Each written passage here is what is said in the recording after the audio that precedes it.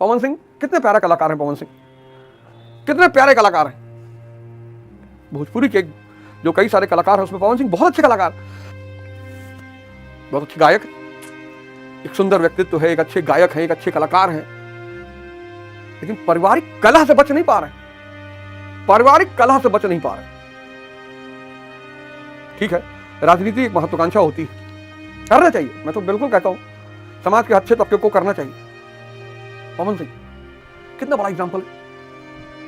और पवन सिंह अगर आप बाहर से देखो कोई कमी नहीं, एक सुंदर व्यक्तित्व, लेकिन इतना तो मैं सुनिश्चित हूं 100% कि पवन सिंह आंतरिक अशांति से जूझ रहे हैं, निश्चित तौर पर 200%। मतलब जो एक आम व्यक्ति का सपना होता है ना, पवन सिंह वो सब कुछ पा चुके हैं। जलवा है, नाम है, पैसा है, भौकाल है, साधना का अभाव है। और मैं कहता हूं कि पवन सिंह को चाहिए कि वो साधना के रास्ते पर आए सक्तेशगढ़ गुरु भगवान का दर्शन करें और साधना के रास्ते पे आए।